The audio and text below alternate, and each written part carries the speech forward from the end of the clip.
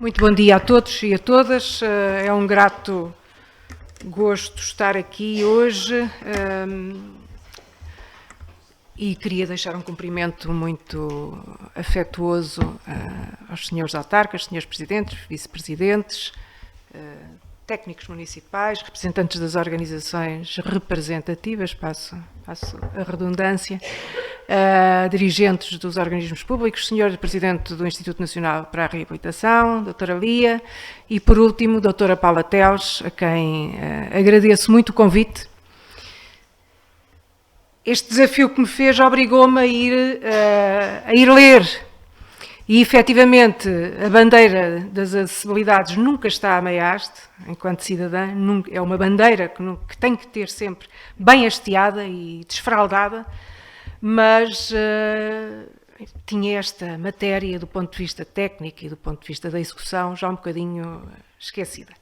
E, portanto, só posso agradecer-lhe e dar-vos testemunho que estou aqui hoje, provavelmente porque em 2005, quando assumi responsabilidades governativas como secretária de Estado adjunta e para a reabilitação, foi minha preocupação, também na matéria da acessibilidade, tentar perceber quem é que, do ponto de vista técnico, marcava a atualidade. Quem é que tinha competências, quem é que desenvolvia trabalho nesta matéria, como em outras. Mas falemos hoje da acessibilidade.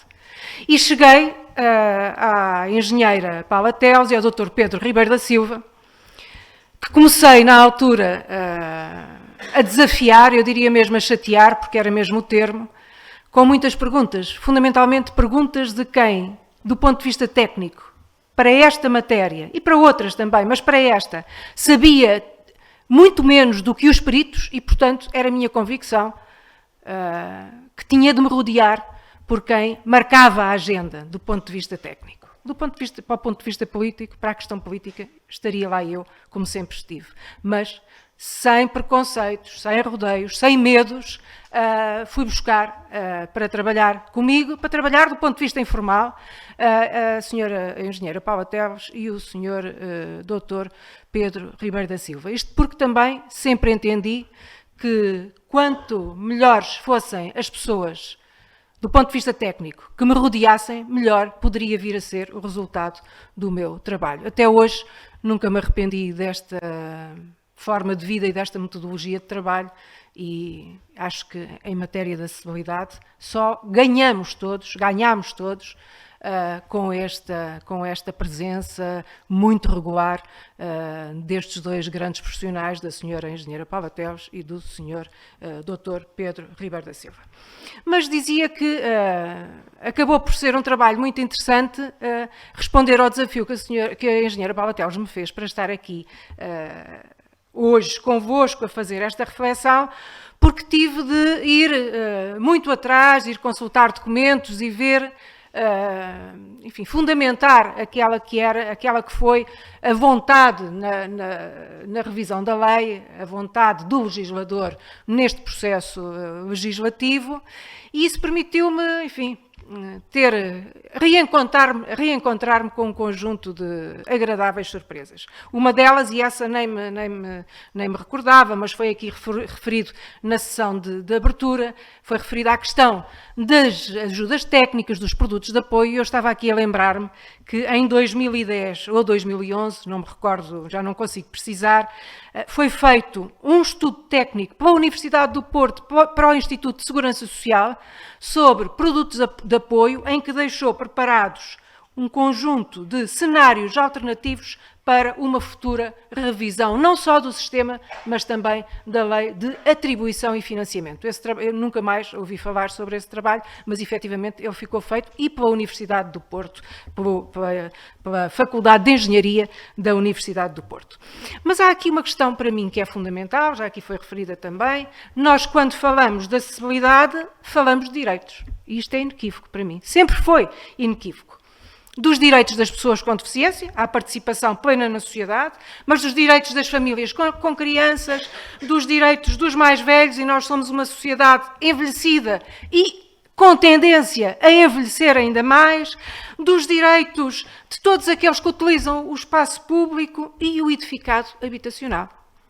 Perguntava há pouco a senhora engenheira, se nós tivermos um qualquer percalço e ficarmos sem mobilidade, qual é a casa que temos, qual é a rua que temos, como é que vamos à mercearia, como é que vamos trabalhar. Efetivamente é uma questão de direito a fruir o espaço público e o edificado habitacional, que no fundo deve acolher-nos a todos em condições de igualdade, independentemente da nossa idade, da nossa condição física, sensorial, e que deve ainda ser fator de desenvolvimento. E é bom que nós olhemos para a acessibilidade como fator de desenvolvimento. Também foi esse o nosso olhar quando fizemos esta primeira alteração à lei. E em matéria de direitos e de acesso em condições de igualdade, a Constituição da República Portuguesa é inequívoca.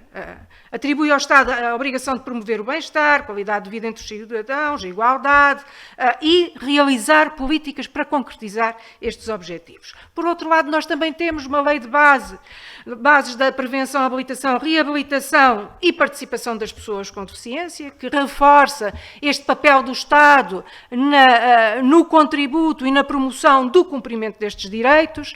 Ao longo dos anos, também foi aqui referido já na sessão de abertura, o próprio Estado português foi assumindo compromissos que contribuíram para a afirmação deste desígnio. Foram feitos planos de ação, estratégias nacionais que agregaram planos setoriais. Foi assinada a Convenção das Pessoas com Deficiência, que a arquiteta Lia também aqui referiu, e há pouco não a cumprimentei, e cumprimentando-a assim, cumprimento obviamente a senhora Secretária de Estado para a inclusão, mas a assinatura da Convenção das Pessoas com Deficiência foi em Nova Iorque, em 2006, nas Nações Unidas. Tive o privilégio de representar o Estado português na sua assinatura e tive o dever e o privilégio de preparar também a sua transposição para a Ordem Jurídica Nacional em 2009. E estes são exemplos de afirmação clara de uma vontade e da assunção do cumprimento de direitos no desenvolvimento destas iniciativas. E, portanto, na assunção de compromissos pelo Estado português, a promoção da acessibilidade foi sempre uma questão fundamental para atingir estas metas, assim como foi um compromisso assumido em documentos estratégicos que foram produzidos pelas instâncias europeias. Eu relembro que já em 2004, no relatório da Comissão Europeia, que tinha um título, 2010, uma Europa acessível a todos, vejam lá, 2010, uma Europa acessível a todos, era inequivocamente, portanto estou a falar do relatório da Comissão Europeia que surgiu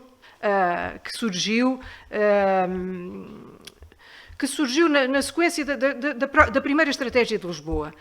E era inequívoco que a acessibilidade deveria ser considerada de forma global, integrada em todos os domínios da ação política, da construção, à saúde, à segurança no trabalho, às tecnologias da informação e da comunicação, aos concursos públicos para a adjudicação de equipamentos, estudos ou trabalhos, na educação, na recreação, no lazer, enfim, num conjunto transversal de áreas onde estes compromissos eram firmados com o objetivo já de, em 2010, nós termos uma Europa acessível a todos. E, por isso mesmo, a acessibilidade foi sendo gradualmente trabalhada. Para além do imperativo de cidadania, passou ainda a ser assumida como uma oportunidade para inovar, para desenvolver a qualidade de vida, a sustentabilidade e a competitividade e também o turismo para todos. E isto eram sinais que foram sendo entendidos, que foram sendo trabalhados e que foram gradualmente sendo introduzidos num conjunto de documentos estratégicos que foram criados em Portugal. Mas a acessibilidade, que era, no início, matéria apenas daqueles que lhe sentiam a falta, não é? Enfim, estou a falar das pessoas com mobilidade condicionada, seja ela do ponto de vista físico ou sensorial, motor, sensorial, mas também por todos aqueles que, não a sentindo, não só fizeram dela uma causa, como começaram a entender quais seriam as necessidades, porque este movimento demográfico do envelhecimento já anda a dar-nos sinais há muitos anos e, portanto, havia e há que preparar a sociedade, o espaço público, o edificado habitacional também para esta realidade. Mas esta eu diria que é uma causa sempre muito difícil de partilhar. É fácil para quem tem problemas de mobilidade agarrar esta causa. E nós vemos sempre que nos serviços públicos, mesmo nas empresas privadas, a acessibilidade, ou batemos à porta com as questões da acessibilidade, se alguém tinha um parente, um filho, um primo, um irmão com problemas de mobilidade, de imediato acolhia qualquer proposta. Mas havia todo um caminho a fazer para aqueles que, entre aqueles que não sentiam o impacto direto da sua falta. Em 97 entra em vigor o primeiro decreto-lei sobre acessibilidades. Passados poucos anos constatou-se que não veio produzir modificações significativas na eliminação das barreiras arquitetónicas ou no reconhecimento da necessidade de as eliminar e foi feita e tornava-se assim necessário produzir alterações à lei que contrariassem práticas que inibiam os indivíduos da fruição dos seus direitos mais elementares. A revisão de 2006 foi desenvolvida nesse pressuposto, fazer cumprir direitos fundamentais e com a revisão da Lei de 97, que se concretizou em 2006 com o Decreto-Lei 163, de 8 de agosto, colocada em marcha para corrigir as lacunas detectadas no decreto-lei anterior, veio alargar-se o âmbito da aplicação ao edificado habitacional, pela primeira vez, vieram melhorar-se os mecanismos de fiscalização, dotando-os de eficácia sancionatória, porque a pouca ou a fraca eficácia sancionatória da Lei de 97, que impunha em larga medida apenas coimas de baixo valor, contribuiu para que persistissem na sociedade portuguesa as desigualdades impostas pela existência de barreiras urbanísticas e arquitetónicas. Para além das alterações normativas que decorreram do trabalho técnico que foi desenvolvido para a revisão da legislação e da vontade de promover espaços e territórios mais fruídos por todos os cidadãos e mais sustentáveis, eu gostava de assinalar perante vós duas preocupações que foram mantidas durante os trabalhos preparatórios da alteração que culminou em 2007 e que eu considero, pelo menos para mim, bastante importantes e que estiveram na base das minhas preocupações. Por um lado, a sensibilização para que os profissionais e cidadãos em geral fizessem da acessibilidade uma causa. Por outro, a definição de um quadro sancionatório que pudesse afastar qualquer profissional do esquecimento ou da vontade da não aplicação de regras de acessibilidade no desenvolvimento do seu trabalho. Dou aqui as boas-vindas ao Carlos Lopes e ao seu companheiro. Olá, Carlos. Olá. E quanto a esta minha expectativa sobre fazer da acessibilidade uma bandeira para todos e sobre as regras sancionatórias, eu gostava de destacar aqui os artigos 18 e 19 do novo decreto, do decreto 123, como aqueles que continham um conjunto, ou melhor, os artigos do novo decreto, da revisão de 2007, como aqueles que continham um conjunto de alterações nas quais eu depositava grande expectativa quanto à capacidade da lei vir a ser aplicada. E passo a ler aqui alguns excertos para que também possam entender este meu raciocínio. O artigo 18 é relativo a coimas. E definia coimas que iam de 250 a 3.740 euros quando se tratasse de pessoas singulares e de 500 a 44.800 euros quando o infrator fosse uma pessoa coletiva. Em caso de negligência, estas coimas ainda eram agravadas. Estes dois números do artigo não prejudicavam a aplicação de outras normas sancionatórias da competência de outros regimes que estivessem vigentes.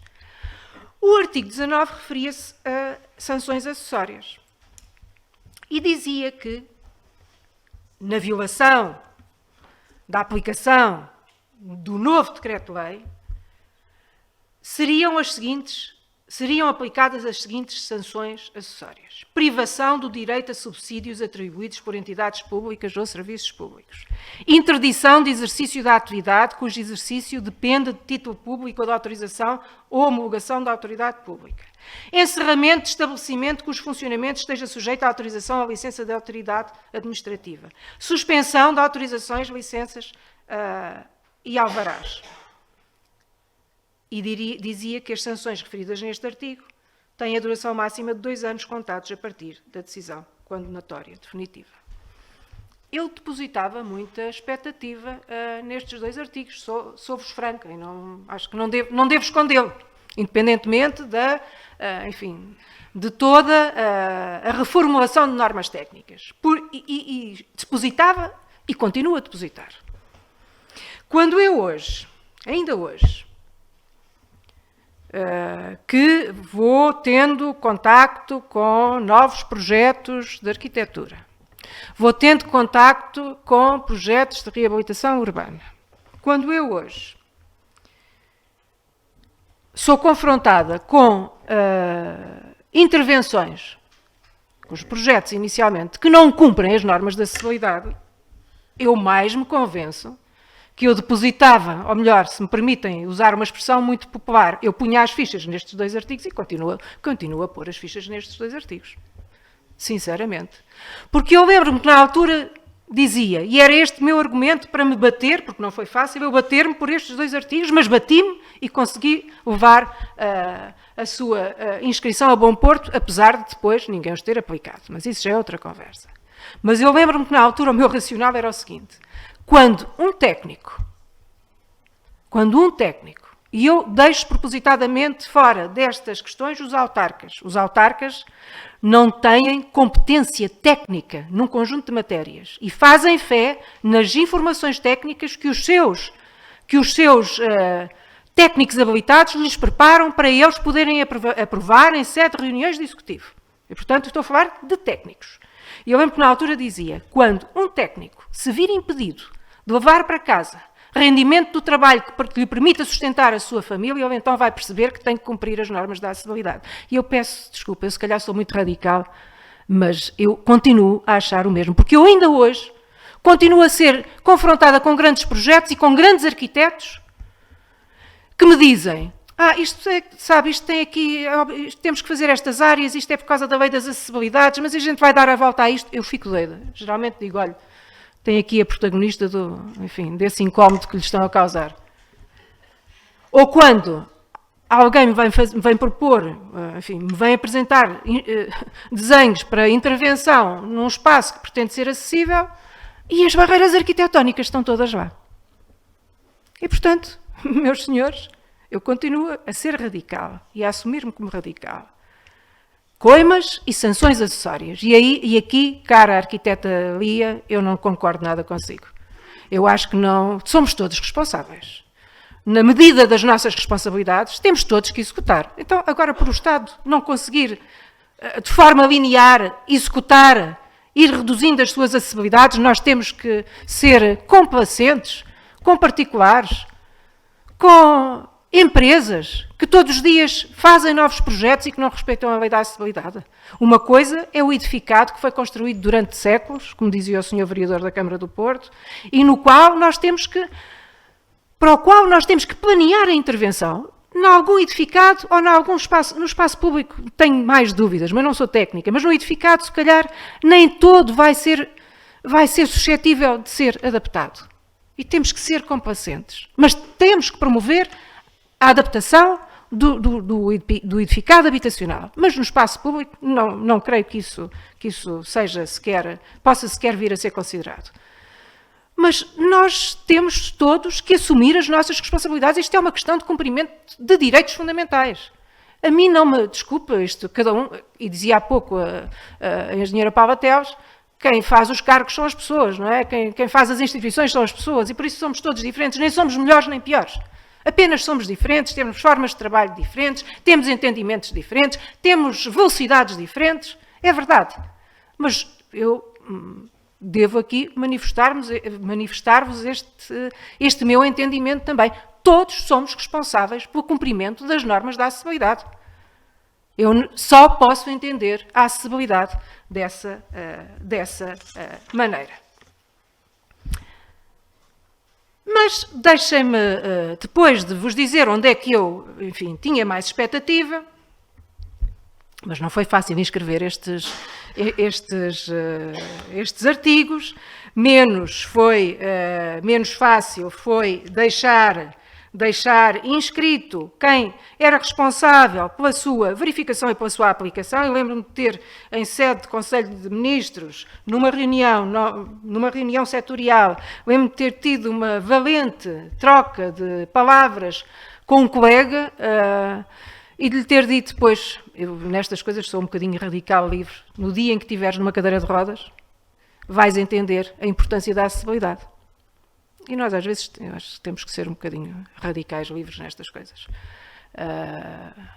E é engraçado que ele, passado uns anos, não está numa cadeira de rodas, mas há poucos anos cruzámos e ele disse, pá, tinhas razão naquela história da acessibilidade. Pá, uma pessoa parte uma perna, tem que andar de canadianas, pois, então agora vê todos os outros. E, efetivamente, este trabalho de interiorização, esta cruzada da acessibilidade, eu creio que é muito importante. Mas, quando foi feita a alteração da lei, nós quisemos também inscrever a necessidade de melhorar a comunicação entre os diferentes intervenientes e de fomentar a participação de todos para que partilhassem dificuldades, desafios, soluções e, sobretudo, para que se envolvessem na aplicação das normas. E, apesar de, enfim, não foi matéria fácil, e já irei falar sobre isso, mas também devo confessar-vos que, apesar de tudo, passados estes 16 anos, eu continuo a entender que não era uma utopia, aquilo pelo qual nós nos batíamos, e que o facto de termos colocado a fasquia alta obrigou à procura de compromissos, de entendimentos, de soluções, assim como à partilha de recursos.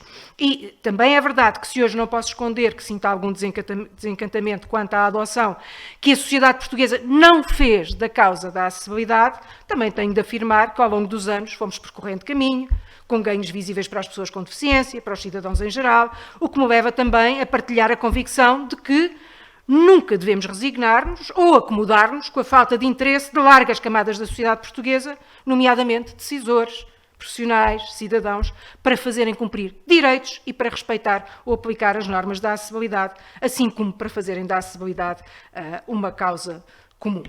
Vale a pena continuar a trabalhar com competência e com compromisso, e vale a pena lutar por uma causa que é uma causa de todos. Mas, aprovada a primeira alteração em 2007, foi trabalhado e aprovado o Plano Nacional de Promoção da Acessibilidade. No fundo, foi o primeiro Plano Nacional de Promoção da Acessibilidade que era consequente à lei. Quando fizemos a revisão da lei, preparámos logo em simultâneo este Plano Nacional de Promoção da Acessibilidade, que procedeu à ordenação e sistematização de um conjunto de medidas com o objetivo de promover a construção de uma rede global, coerente e homogénea em matéria de acessibilidades que pudesse proporcionar às pessoas com mobilidade condicionada a aplicação iguais condições às dos restantes cidadãos e dar seguimento à aplicação da legislação sobre acessibilidades. E no Plano Nacional de Promoção da Acessibilidade, instrumento fundamental para a aplicação da lei, inscreveu-se a intenção de promover uma utilização plena de todos os espaços públicos e edificados, assim como dos transportes, tecnologias de informação, reforço da qualidade de vida das pessoas com deficiência e também, e ainda é importante, para prevenir ou eliminar formas de discriminação ou exclusão a que as pessoas se encontravam expostas, obviamente com benefício para todos os cidadãos. E relembro os trabalhos que antecederam a sua publicação, a publicação do plano. A par do trabalho de logística, foram desencadeados contactos com organizações da sociedade civil, representativas das pessoas com deficiências, organizações profissionais, ordens profissionais, assim como com decisores. E num primeiro momento, de sensibilização para o tema da acessibilidade e em fase posterior para as tutelas direta ou indiretamente envolvidas, e enviámos para o efeito uma matriz em que deveriam ser inscritos objetivos, metas e compromissos, para depois serem trabalhados e para serem definidos os objetivos finais a inscrever no plano. E também vos digo que na elaboração do plano final apenas foram consideradas e inscritas medidas para as quais eram assumidos compromissos por escrito. Foi condição fundamental, na nossa opinião, para que pudessem vir a ser cumpridos. A conversa entre colegas ou entre serviços, direções gerais, olha, inscreve lá esta, vamos fazer isto ou vamos fazer aquilo, a nós não nos serviu. Tudo o que apareceu no plano foi objeto de compromisso escrito e do preenchimento de uma matriz que tinha ainda o investimento que ia ser feito e o prazo de execução dessas medidas. Foram ainda definidos momentos posteriores de avaliação. Na altura, neste documento estratégico, definiram-se logo os momentos posteriores de avaliação do estado de execução do plano e foram pré-acordadas metodologias de avaliação, assim como a disponibilidade para a revisão das medidas caso se mostrasse necessário.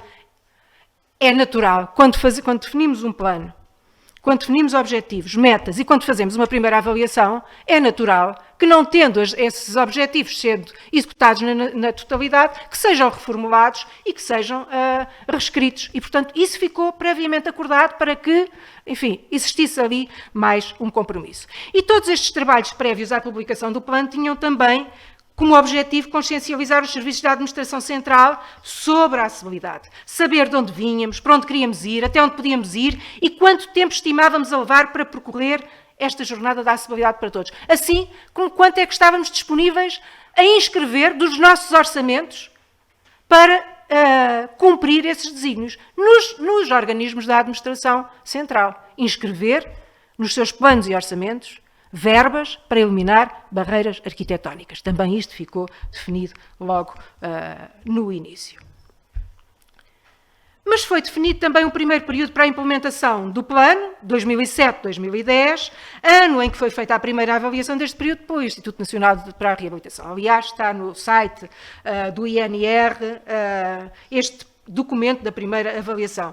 Não sei se há documentos subsequentes, eu não consegui encontrar, mas este primeiro documento de avaliação está lá. E para a avaliação foram definidas 6 linhas de intervenção.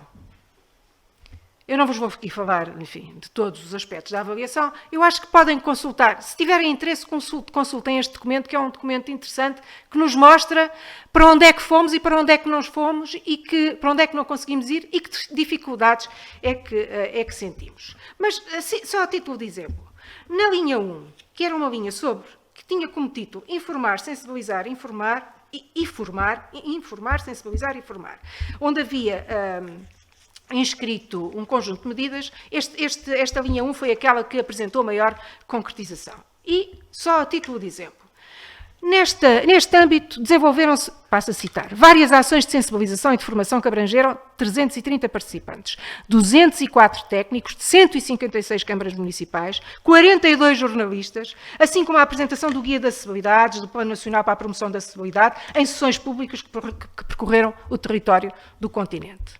Portanto, é uma avaliação que está inscrita no plano, a par com muitas outras considerações. Na linha 2, assegurar a acessibilidade no espaço público e no meio edificado. Sobre esta medida, incidia a promoção da acessibilidade no planeamento e gestão urbanos. Nesta linha, não foi fornecida informação de atualização por parte da instituição representativa das autarquias. Por sugestão do IRU, foram identificados como potenciais interlocutores, numa fase seguinte de implementação do Plano das Acessibilidades, as Juntas Metropolitanas de Porto e Lisboa, as comunidades intermunicipais, entidades determinantes para o desenvolvimento das funções de monitorização e fiscalização previstas na medida e exigência fundamental no processo de monitorização da execução do plano. Na minha opinião, uma fragilidade que importava e que importa discutir, avaliar e redefinir. Mas esta avaliação dá-nos pistas. Esta é mais uma pista, na minha modesta opinião. Linha 3. Promover a acessibilidade nos transportes. Nesta linha, o IMTT assumiu um papel aglutinador da informação quanto à recolha de um conjunto muito significativo de fichas de monitorização, que tinham sido enviadas a quando da execução do plano, da execução das medidas de acessibilidade nos transportes.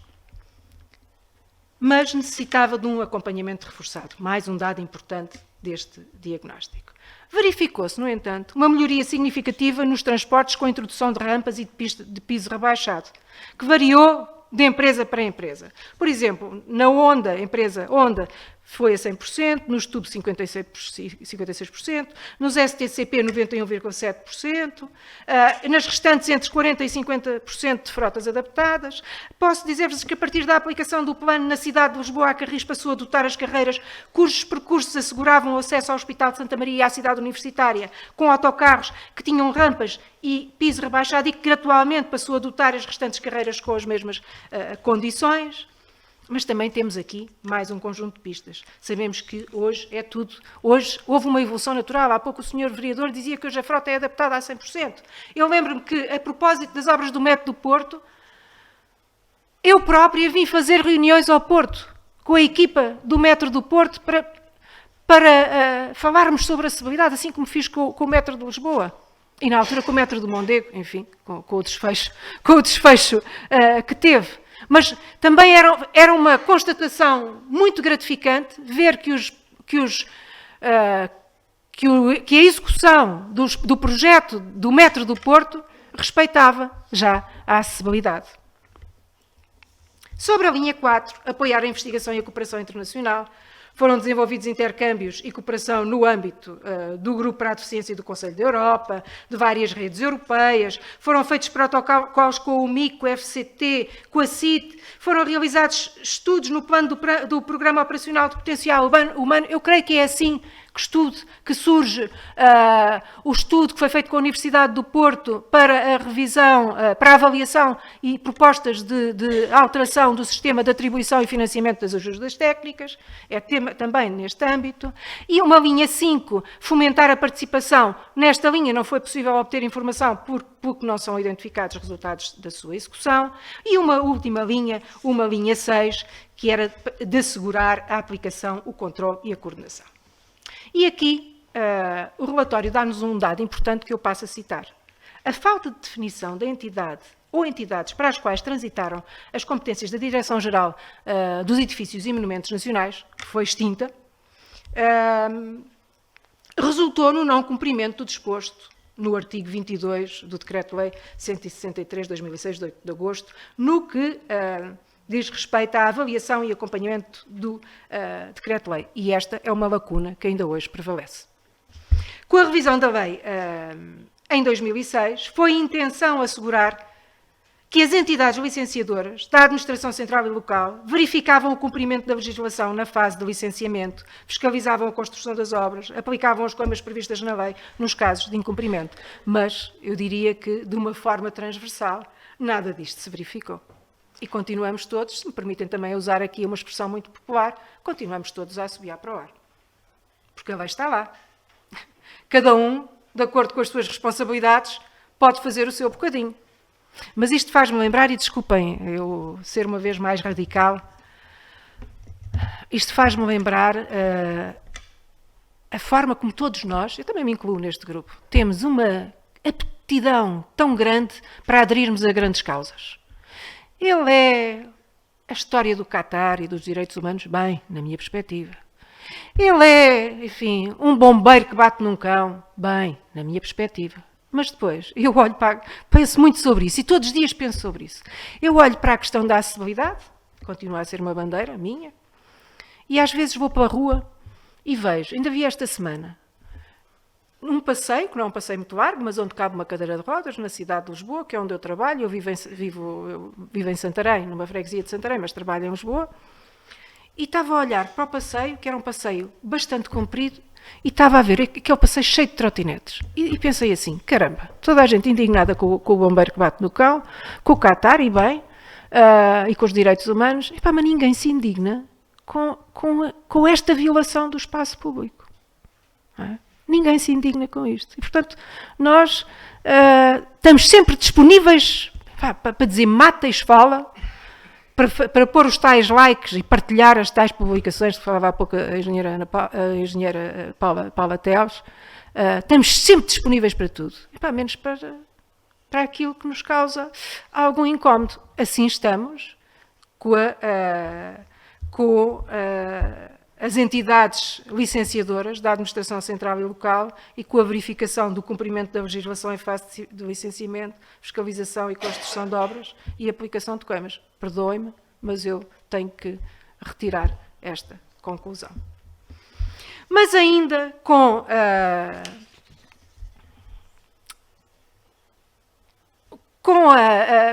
revisão da lei e com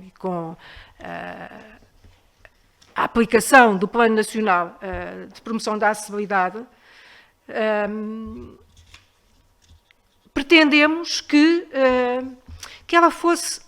lei fosse aplicada de forma rigorosa, que os critérios de execução, ou melhor, que os critérios de exceção às normas de acessibilidade que vos falava há pouco, no edificado habitacional, no espaço público não entendo tanto, mas no edificado habitacional, que as exceções à lei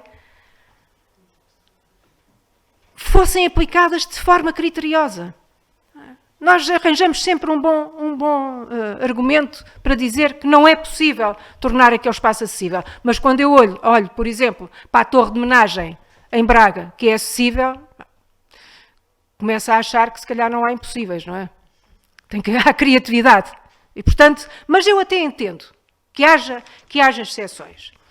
E, a este propósito, é minha convicção também que a alteração feita há cerca de 10 anos na legislação sobre a reabilitação urbana, que ainda não foi reposta, constituiu um retrocesso no cumprimento das normas de acessibilidade, porque se abriu a porta à construção de novas barreiras arquitetónicas e à não eliminação das existentes, em processos que necessitavam de bom senso, compromissos e não de soluções fáceis e imediatas. E esta exceção, eu lembro que foi o ministro Moreira da Silva que a fez, eu estava no Parlamento na altura, mas esta exceção à lei, que era transitória, segundo aquilo que ele dizia, para fomentar, para incrementar a reabilitação urbana, nunca chegou a ser reposta. E eu acho que importa também, aqui nesta matéria, discutir, avaliar e redefinir.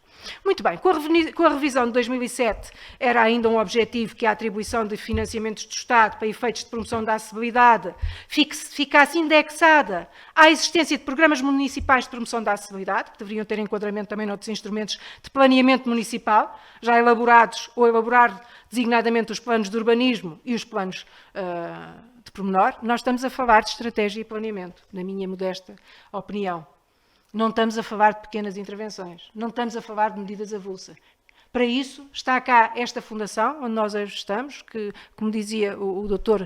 Pedroto, estabelece com a Fundação Montepio um programa para eliminar barreiras arquitetónicas em habitações, para o qual se apresentam candidaturas. A Fundação Salvador faz o mesmo, outras organizações, a própria função social, de intervenção social, da ação social das autarquias, tem aqui um papel importante, e eu sei que tem, e faz, mas nós estamos a falar, na minha opinião, de estratégia e planeamento. Não estamos a falar de medidas avulsas. Estratégia e planeamento. E é assim que nós temos que olhar para a Lei das Acessibilidades, para a sua aplicação e para o seu cumprimento. Se hoje, envolvidos 16 anos, volto a frisar, nós identificamos lacunas na lei, e identificamos, obviamente, e nos mecanismos que pretendiam contribuir para o seu cumprimento, também temos que considerar as benfeitorias que daí advieram. E também foram algumas. A par da revisão de 2007 foram criados instrumentos que eu considero estruturantes, instrumentos de planeamento para a disseminação da aplicação da acessibilidade para todos e do desenho universal em território nacional. O primeiro plano de promoção para a promoção da acessibilidade que é feito como, enfim, parte integrante da revisão da lei e que define objetivos, metas, compromissos, montantes, verbas inscritas no orçamento de diferentes entidades, é, na minha opinião, um adquirido que foi importante. A publicação, também já foi aqui referido hoje para a engenheira Paula Teles, acessibilidade e mobilidade para todos, apontamentos para uma melhor interpretação do Decreto-Lei 163, 2006, de 8 de agosto. Publicação esta que integrou um capítulo de interpretação jurídica do Decreto-Lei e um capítulo de descodificação das normas técnicas, constituído com o objetivo de prestar aos profissionais todos os esclarecimentos, com desenhos muito claros sobre as normas, para que ninguém invocasse em vão a inaplicabilidade da lei, e que foi elaborado sob a responsabilidade técnica da engenheira Paula Teles, que é um guia de grande utilidade, ainda hoje utilizado, e uma referência para muitos profissionais, e que foi um ganho que ainda hoje prevalece. O programa Rampa, Regime de Apoio aos Municípios para a Promoção da Acessibilidade, lançado no âmbito do POPH, do Programa Operacional do Potencial Humano, também como parte integrante da revisão da lei e que foi concebido para dar consistência e sequência ao Plano Nacional de Promoção da Acessibilidade, que permitiu aprovar 107 projetos em autarquias espalhadas pelo território nacional, colocou o foco do planeamento na acessibilidade. Planeamento, eu acho que nós devíamos arranjar um mantra, que é, todos os dias antes de irmos para a cama, dizemos planeamento, planeamento, planeamento. É muito útil para qualquer... Não, a engenheira Paula Teles, é muito útil para qualquer atividade que nós desenvolvamos na nossa vida. Mas o Rampa pretendeu também colocar o foco do planeamento na acessibilidade. E trouxe grandes, enfim, e trouxe uma nova abordagem à intervenção no espaço público, acessível, que eu refuto como também uma coisa muito positiva que saiu da revisão da lei.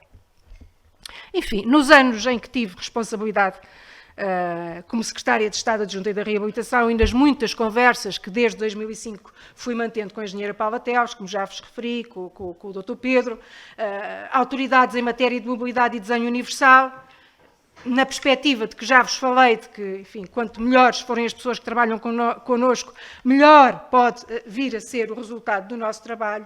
Tive a oportunidade de aprender muito, tive a oportunidade de lançar alguns desafios, tive a oportunidade de os partilhar com outros protagonistas, e todos contribuímos para afirmar a acessibilidade para todos como causa comum. Eu recordo a organização de uma grande conferência pública sobre acessibilidade, em que participaram membros do Governo de todas as tutelas envolvidas no plano, para discutir, planear, sensibilizar a intervenção nas suas áreas e para firmar também compromissos. Eu relembro que à data, quando fiz os primeiros contactos, havia colegas que me diziam, mas o que é que eu tenho a ver com a acessibilidade? Olha, tens por isto, por isto e por isto, e portanto preciso do teu envolvimento. E assim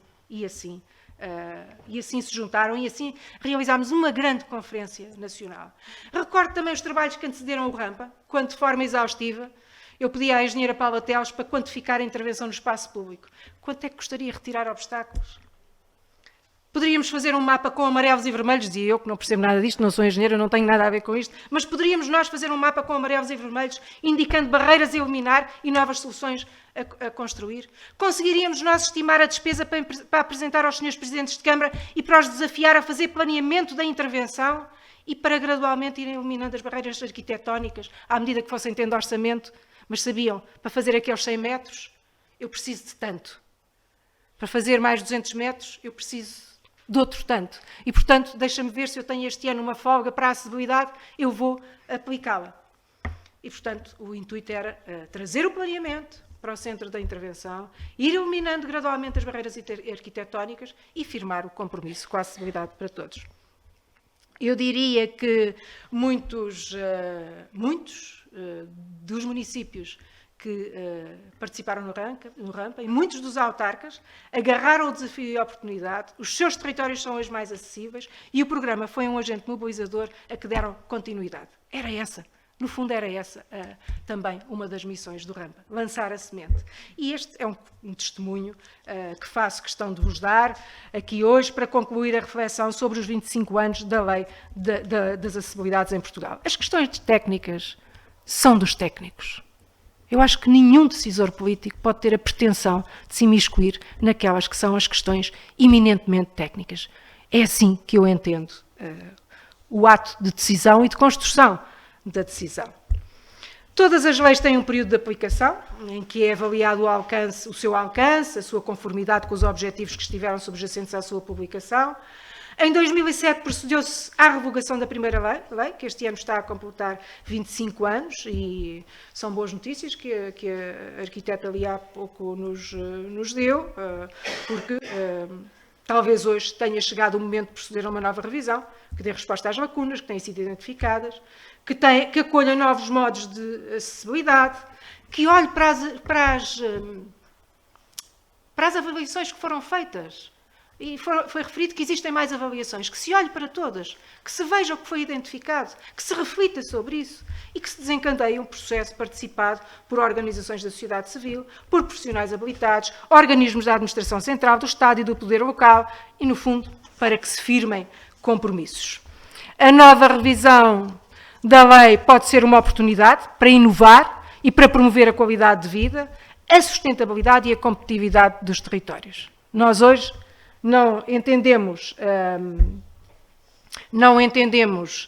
ou melhor, não conseguimos entender territórios que sejam competitivos se não forem territórios que caminham. Não há competitividade sem fruição do espaço público, por todos. Mas esta revisão também tem, na minha opinião, de ser encarada como um imperativo de cidadania para fazer cumprir direitos fundamentais. Sempre os direitos, o cumprimento dos direitos fundamentais no cerne de qualquer intervenção. E, portanto, para concluir, caras e caros amigos, agradecendo muito também a vossa atenção e o tempo que aqui me dispensaram, eu diria que, passados todos estes anos, valeu a pena e vale a pena continuar. Vale a pena continuar a ouvir, a avaliar, a discutir, a estudar, a planear e a executar, exigindo sempre a todos e de todos nós, não importa a responsabilidade que qualquer um de nós tenha, o cumprimento inequívoco das normas da acessibilidade e a promoção da mobilidade e do desenho universal. Bem-ajam pela vossa atenção, desejo-vos uma boa jornada de trabalho. Infelizmente vou ficar mais um bocadinho e depois tenho que ir para baixo, porque amanhã é um dia muito intenso, com reuniões de manhã à noite e eu ainda tenho que as ir preparar, porque esse também foi sempre um objetivo e algo sagrado para mim. Nunca fazer nada sem me preparar muito bem e, fundamentalmente, sem ter na base dessa preparação quem me pode ajudar e quem pode ajudar a enriquecer aquilo que é o meu trabalho e o produto do meu trabalho. Bem-ajam. Obrigada.